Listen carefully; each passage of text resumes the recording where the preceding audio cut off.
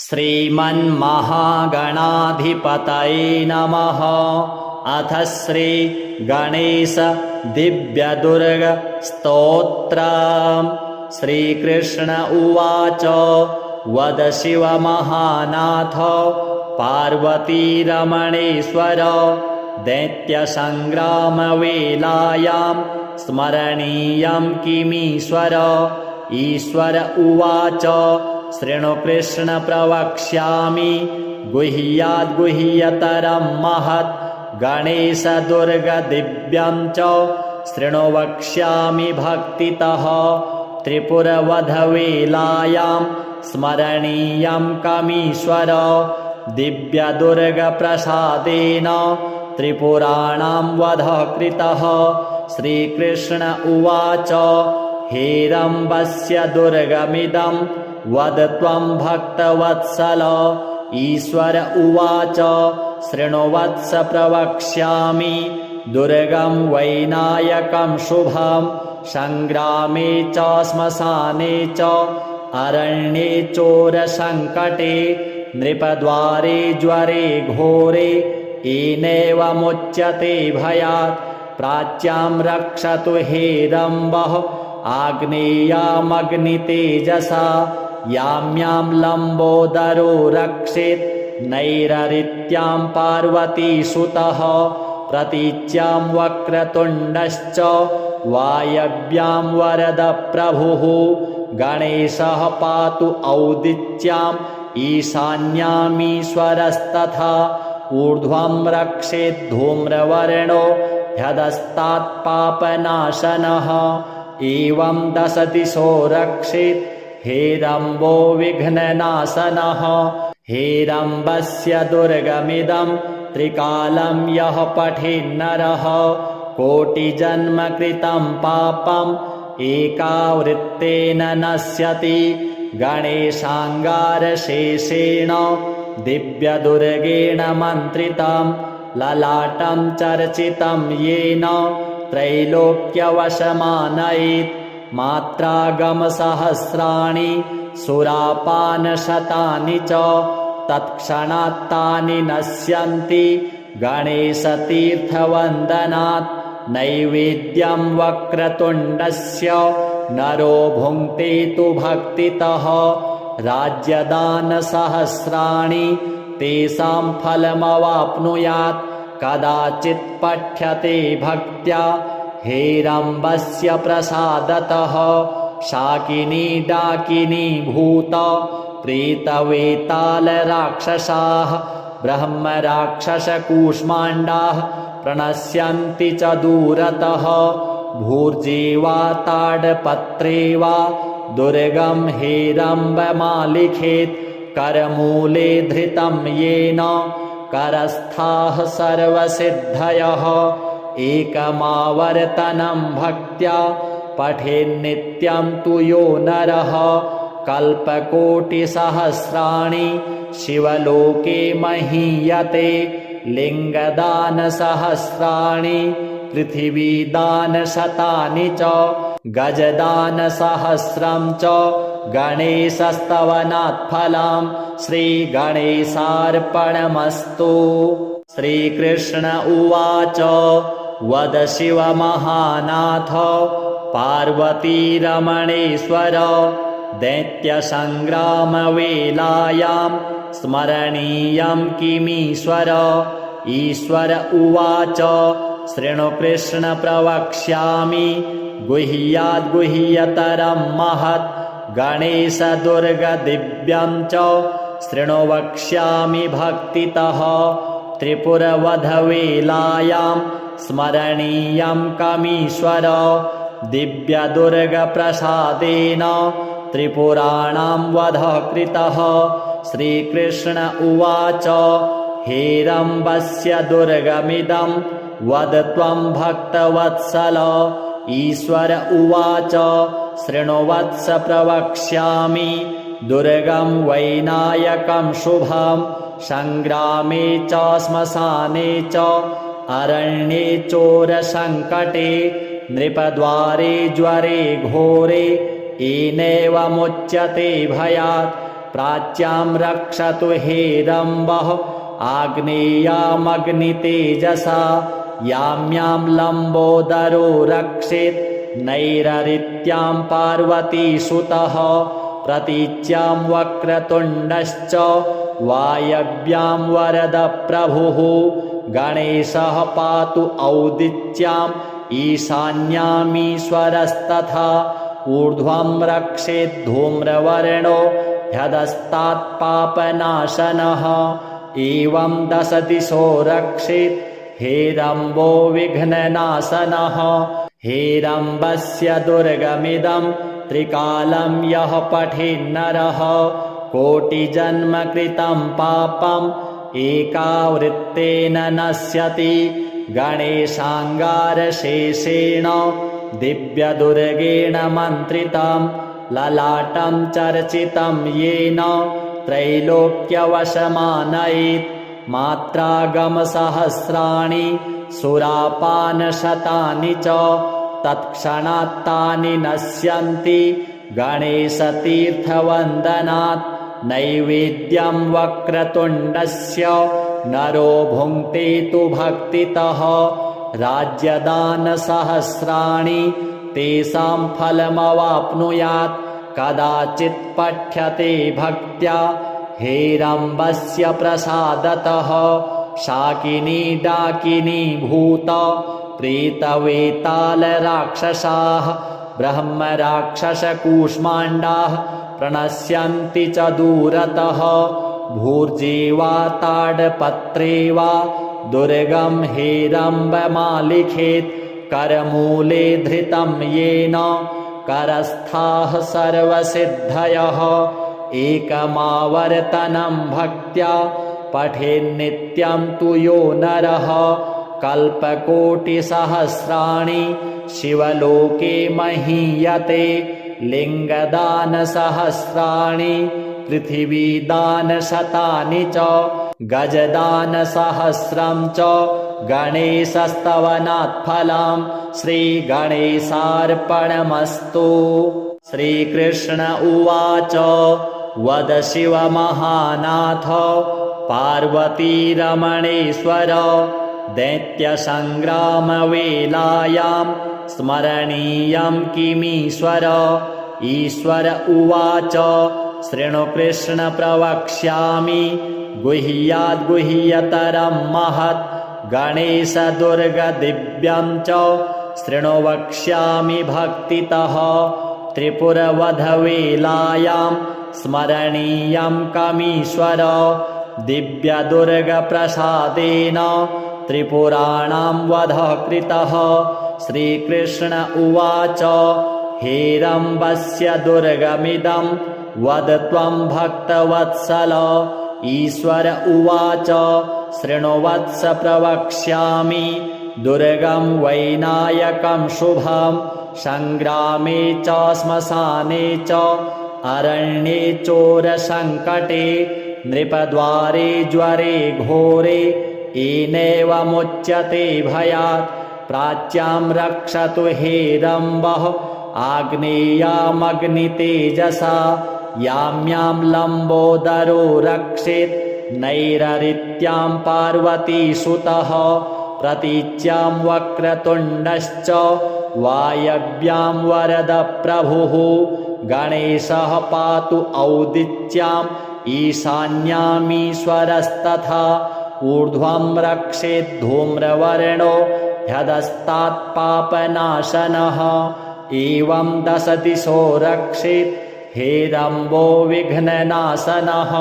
हेरम्बस्य दुर्गमिदं त्रिकालं यः पठेन्नरः कोटिजन्मकृतं पापम् एकावृत्तेन नश्यति गणेशाङ्गारशेषेण दिव्यदुर्गेण मन्त्रितं ललाटं चर्चितं येन त्रैलोक्यवशमानयेत् मात्रागमसहस्राणि सुरापानशतानि च तत्क्षणात्तानि नश्यन्ति गणेशतीर्थवन्दनात् नैवेद्यं वक्रतुण्डस्य नरो भुङ्क्ते तु भक्तितः राज्यदानसहस्राणि तेषां फलमवाप्नुयात् कदाचित् पठ्यते भक्त्या हेरम्बस्य प्रसादतः शाकिनी डाकिनी भूत प्रेतवेतालराक्षसाः ब्रह्मराक्षसकूष्माण्डाः प्रणश्यन्ति च दूरतः भूर्जेवा ताडपत्रे वा दुर्गं हेरम्बमालिखेत् करमूले धृतं येन करस्थाः सर्वसिद्धयः एकमावर्तनं भक्त्या पठेन्नित्यं तु यो नरः कल्पकोटिसहस्राणि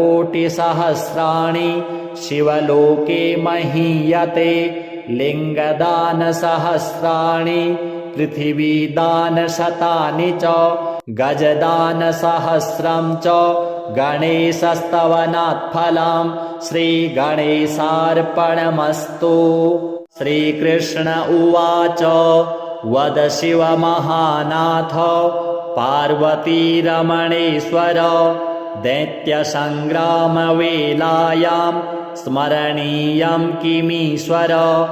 ईश्वर उवाच शृणु कृष्ण प्रवक्ष्यामि गुह्याद्गुह्यतरं महत् गणेशदुर्गदिव्यं च शृणु वक्ष्यामि भक्तितः।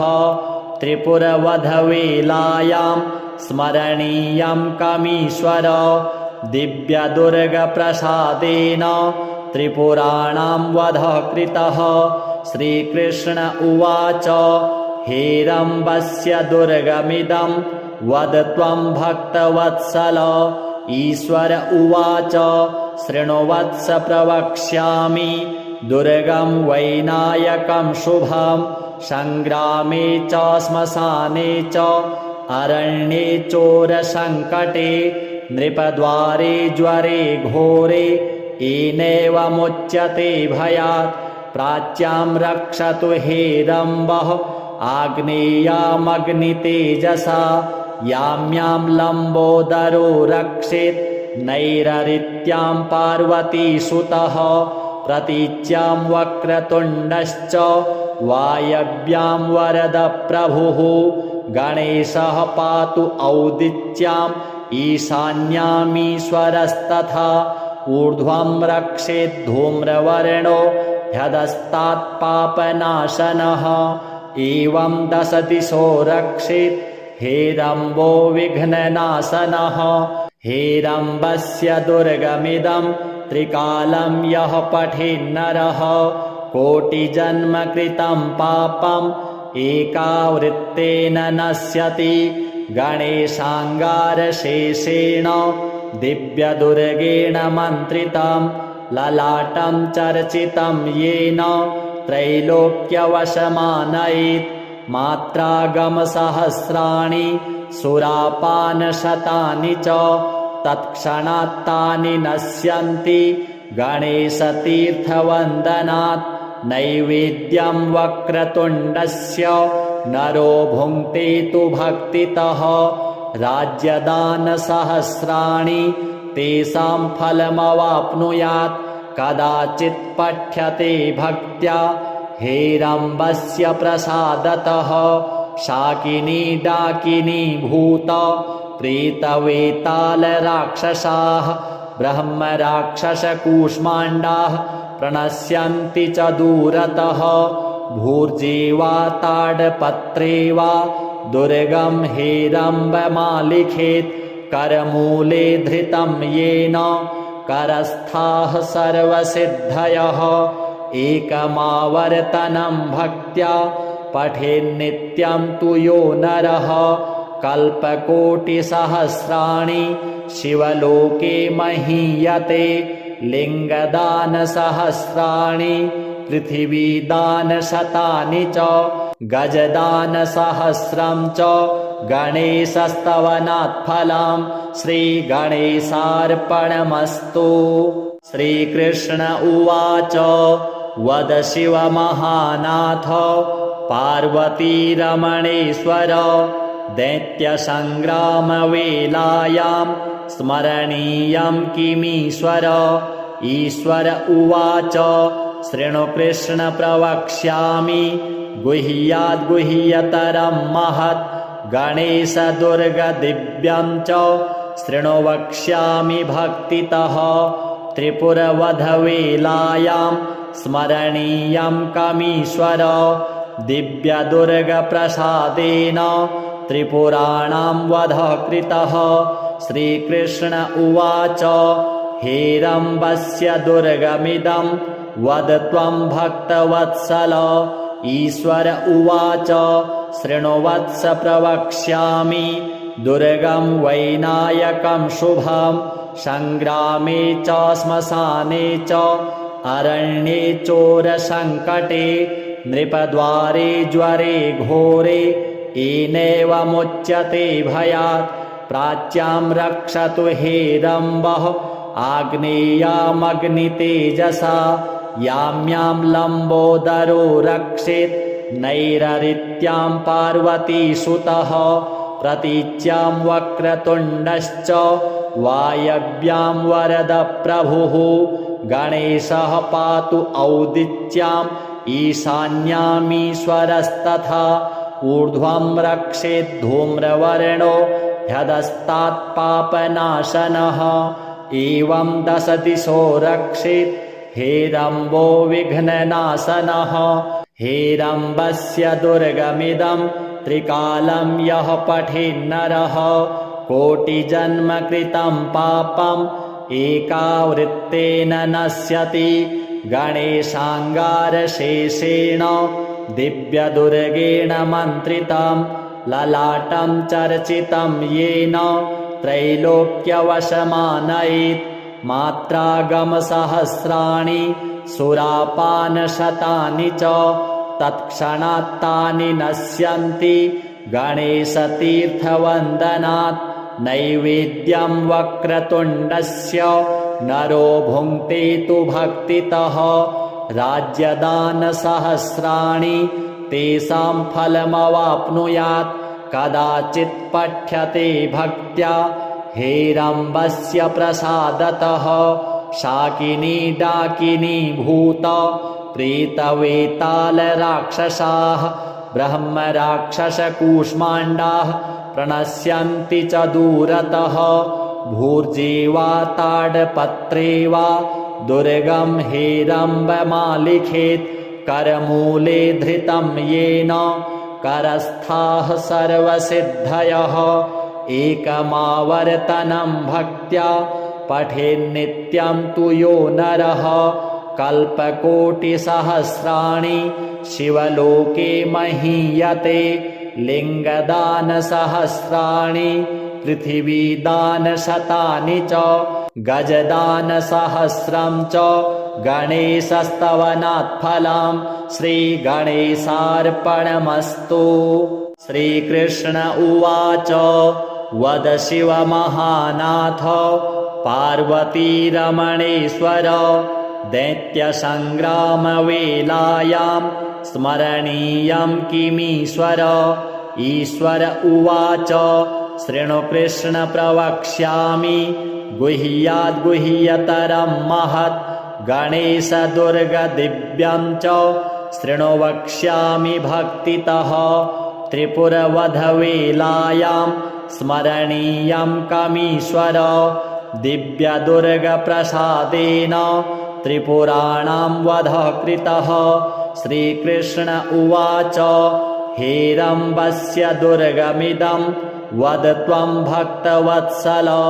ईश्वर उवाच शृणु वत्स प्रवक्ष्यामि दुर्गं वैनायकं शुभं संग्रामे च श्मशाने च अरण्ये चोरसङ्कटे नृपद्वारे ज्वरे घोरे येनैव मुच्यते भयात्। प्राच्यां रक्षतु हेरम्बः आग्नेयामग्नितेजसा याम्यां लम्बोदरो रक्षेत् नैररित्यां पार्वतीसुतः। प्रतीच्यां वक्रतुण्डश्च वायव्यां वरदप्रभुः गणेशः पातु औदिच्याम् ईशान्यामीश्वरस्तथा। ऊर्ध्वं रक्षेत् धूम्रवर्णो ह्यदस्तात्पापनाशनः एवं 10 दिशो रक्षेत् हेरम्बो विघ्ननाशनः हेरम्बस्य दुर्गमिदं त्रिकालं यः पठेन्नरः कोटिजन्म कृतं पापम् एकावृत्तेन नश्यति गणेशाङ्गारशेषेण दिव्यदुर्गेण मन्त्रितं ललाटं चर्चितं येन त्रैलोक्यवशमानयेत् मात्रागमसहस्राणि सुरापानशतानि च तत्क्षणात्तानि नश्यन्ति गणेशतीर्थवन्दनात् नैवेद्यं वक्रतुण्डस्य नरो भुङ्क्ते तु भक्तितः राज्यदानसहस्राणि तेषां फलमवाप्नुयात् कदाचित् पठ्यते भक्त्या हेरम्बस्य प्रसादतः शाकिनी डाकिनी भूत प्रेतवेतालराक्षसाः ब्रह्मराक्षसकूष्माण्डाः प्रणश्यन्ति च दूरतः भूर्जेवा ताडपत्रे वा दुर्गं हेरम्बमालिखेत् करमूले धृतं येन करस्थाः सर्वसिद्धयः एकमावर्तनं भक्त्या पठेन्नित्यं तु यो नरः कल्पकोटिसहस्राणि शिवलोके महीयते लिङ्गदानसहस्राणि पृथिवीदानशतानि च गजदानसहस्रं च गणेशस्तवनात् फलं श्रीगणेशार्पणमस्तु। श्रीकृष्ण उवाच वद शिवमहानाथ पार्वतीरमणेश्वर दैत्यसङ्ग्रामवेलायां स्मरणीयं किमीश्वर। ईश्वर उवाच शृणु कृष्ण प्रवक्ष्यामि गुह्याद्गुह्यतरं महत् गणेशदुर्गदिव्यं च शृणु वक्ष्यामि भक्तितः। त्रिपुरवधवेलायां स्मरणीयं कमीश्वर दिव्यदुर्गप्रसादेन त्रिपुराणां वधः कृतः। श्रीकृष्ण उवाच हेरम्बस्य दुर्गमिदं वद त्वं भक्तवत्सल। ईश्वर उवाच शृणु वत्स प्रवक्ष्यामि दुर्गं वैनायकं शुभं संग्रामे च श्मशाने च अरण्ये चोरसङ्कटे नृपद्वारे ज्वरे घोरे येनैव मुच्यते भयात्। प्राच्यां रक्षतु हेरम्बः आग्नेयामग्नितेजसा याम्यां लम्बोदरो रक्षेत् नैररित्यां पार्वतीसुतः। प्रतीच्यां वक्रतुण्डश्च वायव्यां वरदप्रभुः गणेशः पातु औदिच्याम् ईशान्यामीश्वरस्तथा। ऊर्ध्वं रक्षेत् धूम्रवर्णो ह्यदस्तात्पापनाशनः एवं 10 दिशो रक्षेत् हेरम्बो विघ्ननाशनः। हेरम्बस्य दुर्गमिदं त्रिकालं यः पठेन्नरः कोटिजन्म कृतं पापम् एकावृत्तेन नश्यति गणेशाङ्गारशेषेण दिव्यदुर्गेण मन्त्रितं ललाटं चर्चितं येन त्रैलोक्यवशमानयेत् मात्रागमसहस्राणि सुरापानशतानि च तत्क्षणात्तानि नश्यन्ति गणेशतीर्थवन्दनात्। नैवेद्यं वक्रतुण्डस्य नरो भुङ्क्ते तु भक्तितः राज्यदानसहस्राणि तेषां फलमवाप्नुयात् कदाचित् पठ्यते भक्त्या हेरम्बस्य प्रसादतः। शाकिनी डाकिनी भूत प्रेतवेतालराक्षसाः ब्रह्मराक्षसकूष्माण्डाः प्रणश्यन्ति च दूरतः।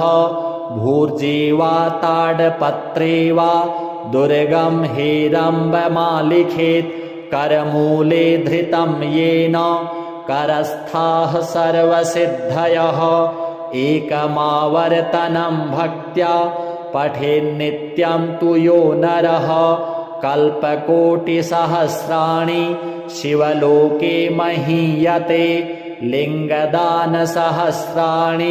पृथिवीदानशतानि च गजदानसहस्रं च गणेशस्तवनात्फलं श्रीगणेशार्पणमस्तु। श्रीकृष्ण उवाच वद शिवमहानाथ पार्वतीरमणेश्वर दैत्यसङ्ग्रामवेलायां स्मरणीयं किमीश्वर। ईश्वर उवाच शृणु कृष्ण प्रवक्ष्यामि गुह्याद्गुह्यतरं महत् गणेशदुर्गदिव्यं च शृणु वक्ष्यामि भक्तितः। त्रिपुरवधवेलायां स्मरणीयं कमीश्वर दिव्यदुर्गप्रसादेन त्रिपुराणां वधः कृतः। श्रीकृष्ण उवाच हेरम्बस्य दुर्गमिदं वद त्वं भक्तवत्सल। ईश्वर उवाच शृणु वत्स प्रवक्ष्यामि दुर्गं वैनायकं शुभं सङ्ग्रामे च श्मशाने च अरण्ये चोरसङ्कटे नृपद्वारे ज्वरे घोरे येनैव मुच्यते भयात्। प्राच्यां रक्षतु हेरम्बः आग्नेयामग्नितेजसा याम्यां लम्बोदरो रक्षेत् नैररित्यां पार्वतीसुतः। प्रतीच्यां वक्रतुण्डश्च वायव्यां वरदप्रभुः गणेशः पातु औदिच्याम् ईशान्यामीश्वरस्तथा। ऊर्ध्वं रक्षेत् धूम्रवर्णो ह्यधस्तात् पापनाशनः एवं 10 दिशो रक्षेत् हेरम्बो विघ्ननाशनः। हेरम्बस्य दुर्गमिदं त्रिकालं यः पठेन्नरः कोटिजन्म कृतं पापम् एकावृत्तेन नश्यति। गणेशाङ्गारशेषेण दिव्यदुर्गेण मन्त्रितं ललाटं चर्चितं येन त्रैलोक्यवशमानयेत्। मात्रागमसहस्राणि सुरापानशतानि च तत्क्षणात् तानि नश्यन्ति गणेशतीर्थवन्दनात्। नैवेद्यं वक्रतुण्डस्य नरो भुङ्क्ते तु भक्तितः। राज्यदानसहस्राणि तेषां फलमवाप्नुयात् कदाचित् पठ्यते भक्त्या हेरम्बस्य प्रसादतः। शाकिनी डाकिनी भूत प्रेतवेतालराक्षसाः ब्रह्मराक्षसकूष्माण्डाः प्रणश्यन्ति च दूरतः। भूर्जे वा ताडपत्रे वा दुर्गं हेरम्बमालिखेत् करमूले धृतं येन करस्थाः सर्वसिद्धयः एकमावर्तनं भक्त्या पठेन्नित्यं तु यो नरः कल्पकोटिसहस्राणि शिवलोके महीयते लिङ्गदानसहस्राणि पृथिवीदानशतानि च गजदानसहस्रं च गणेशस्तवनात्फलं श्रीगणेशार्पणमस्तु। श्रीकृष्ण उवाच वद शिवमहानाथ पार्वतीरमणेश्वर दैत्यसङ्ग्रामवेलायां स्मरणीयं किमीश्वर। ईश्वर उवाच शृणु कृष्ण प्रवक्ष्यामि गुह्याद्गुह्यतरं महत् गणेशदुर्गदिव्यं च शृणु वक्ष्यामि भक्तितः। त्रिपुरवधवेलायां स्मरणीयं कमीश्वर दिव्यदुर्गप्रसादेन त्रिपुराणां वधः कृतः। श्रीकृष्ण उवाच हेरम्बस्य दुर्गमिदं वद त्वं भक्तवत्सल। ईश्वर उवाच शृणु वत्स प्रवक्ष्यामि दुर्गं वैनायकं शुभं। संग्रामे च श्मशाने च अरण्ये चोरसङ्कटे नृपद्वारे ज्वरे घोरे येनैव मुच्यते भयात्। प्राच्यां रक्षतु हेरम्बः आग्नेयामग्नितेजसा याम्यां लम्बोदरो रक्षेत् नैररित्यां पार्वतीसुतः। प्रतीच्यां वक्रतुण्डश्च वायव्यां वरदप्रभुः गणेशः पातु औदिच्याम् ईशान्यामीश्वरस्तथा। ऊर्ध्वं रक्षेत् धूम्रवर्णो ह्यधस्तात्पापनाशनः एवं 10 दिशो रक्षेत् हेरम्बो विघ्ननाशनः। हेरम्बस्य दुर्गमिदं त्रिकालं यः पठेन्नरः कोटिजन्म कृतं पापम् एकावृत्तेन नश्यति। गणेशाङ्गारशेषेण दिव्यदुर्गेण मन्त्रितं ललाटं चर्चितं येन त्रैलोक्यवशमानयेत्। मात्रागमसहस्राणि सुरापानशतानि च तत्क्षणात्तानि नश्यन्ति गणेशतीर्थवन्दनात्। नैवेद्यं वक्रतुण्डस्य नरो भुङ्क्ते तु भक्तितः। राज्यदानसहस्राणि तेषां फलमवाप्नुयात्। कदाचित् पठ्यते भक्त्या हेरम्बस्य प्रसादतः। शाकिनी डाकिनी भूत प्रेतवेतालराक्षसाः ब्रह्मराक्षसकूष्माण्डाः प्रणश्यन्ति च दूरतः। भूर्जे वा ताडपत्रे वा दुर्गं हेरम्बमालिखेत्। करमूले धृतं येन करस्थाः सर्वसिद्धयः। एकमावर्तनं भक्त्या पठेन्नित्यं तु यो नरः। कल्पकोटिसहस्राणि शिवलोके महीयते। लिङ्गदानसहस्राणि पृथिवीदानशतानि च गजदानसहस्रं च गणेशस्तवनात्फलं। श्रीगणेशार्पणमस्तु। श्रीकृष्ण उवाच वद शिवमहानाथ पार्वतीरमणेश्वर दैत्यसङ्ग्रामवेलायां स्मरणीयं किमीश्वर। ईश्वर उवाच शृणु कृष्ण प्रवक्ष्यामि गुह्याद्गुह्यतरं महत्। गणेशदुर्गदिव्यं च शृणु वक्ष्यामि भक्तितः। त्रिपुरवधवेलायां स्मरणीयं कमीश्वर। दिव्यदुर्गप्रसादेन त्रिपुराणां वधः कृतः। श्रीकृष्ण उवाच हेरम्बस्य दुर्गमिदं वद त्वं भक्तवत्सल।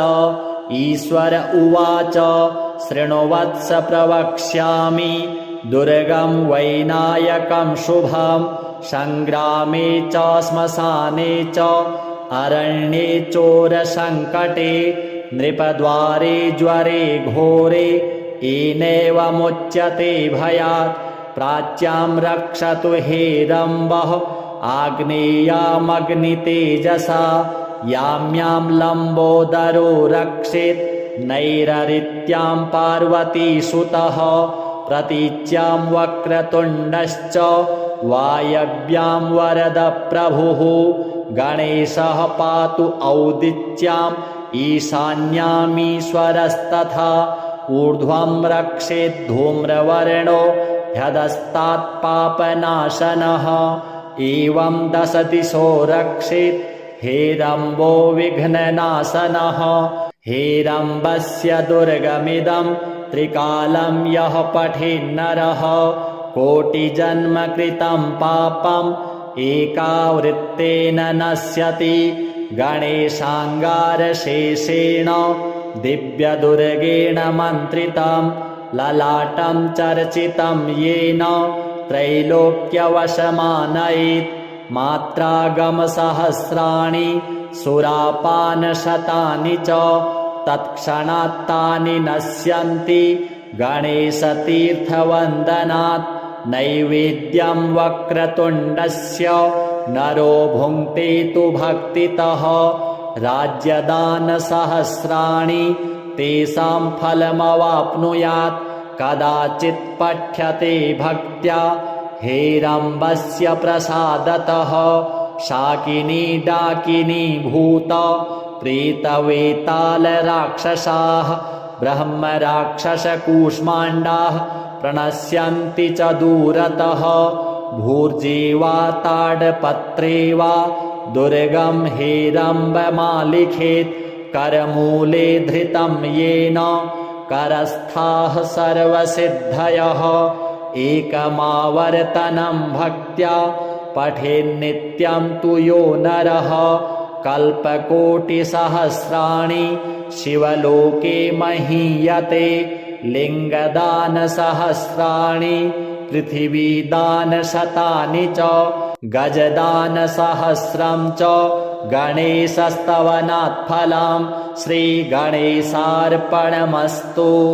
श्रीकृष्ण उवाच वद शिवमहानाथ पार्वतीरमणेश्वर दैत्यसङ्ग्रामवेलायां स्मरणीयं किमीश्वर। ईश्वर उवाच शृणु कृष्ण प्रवक्ष्यामि गुह्याद्गुह्यतरं महत् गणेशदुर्गदिव्यं च शृणु वक्ष्यामि भक्तितः त्रिपुरवधवेलायां स्मरणीयं कमीश्वर दिव्यदुर्गप्रसादेन त्रिपुराणां वधः कृतः। श्रीकृष्ण उवाच हेरम्बस्य दुर्गमिदं वद त्वं भक्तवत्सल। ईश्वर उवाच शृणु वत्स प्रवक्ष्यामि दुर्गं वैनायकं शुभं सङ्ग्रामे च श्मशाने च अरण्ये चोरसङ्कटे नृपद्वारे ज्वरे घोरे येनैव मुच्यते भयात् प्राच्यां रक्षतु हेरम्बः आग्नेयामग्नितेजसा याम्यां लम्बोदरो रक्षेत् नैररित्यां पार्वतीसुतः प्रतीच्यां वक्रतुण्डश्च वायव्यां वरदप्रभुः गणेशः पातु औदिच्याम् ईशान्यामीश्वरस्तथा ऊर्ध्वं रक्षेत् धूम्रवर्णो ह्यधस्तात् पापनाशनः एवं 10 दिशो रक्षेत् हेरम्बो विघ्ननाशनः। हेरम्बस्य दुर्गमिदं त्रिकालं यः पठेन्नरः कोटिजन्म कृतं पापम् एकावृत्तेन नश्यति गणेशाङ्गारशेषेण दिव्यदुर्गेण मन्त्रितं ललाटं चर्चितं येन त्रैलोक्यवशमानयेत् मात्रागमसहस्राणि सुरापानशतानि च तत्क्षणात्तानि नश्यन्ति गणेशतीर्थवन्दनात् नैवेद्यं वक्रतुण्डस्य नरो भुङ्क्ते तु भक्तितः राज्यदानसहस्राणि तेषां फलमवाप्नुयात् कदाचित् पठ्यते भक्त्या हेरम्बस्य प्रसादतः शाकिनी डाकिनी भूत प्रेतवेतालराक्षसाः ब्रह्मराक्षसकूष्माण्डाः प्रणश्यन्ति च दूरतः भूर्जेवा ताडपत्रे वा दुर्गं हेरम्बमालिखेत् करमूले धृतं येन करस्थाः सर्वसिद्धयः एकमावर्तनं भक्त्या पठेन्नित्यं तु यो नरः कल्पकोटिसहस्राणि शिवलोके महीयते लिङ्गदानसहस्राणि पृथिवीदानशतानि च गजदानसहस्रं च गणेशस्तवनात् फलं श्रीगणेशार्पणमस्तु।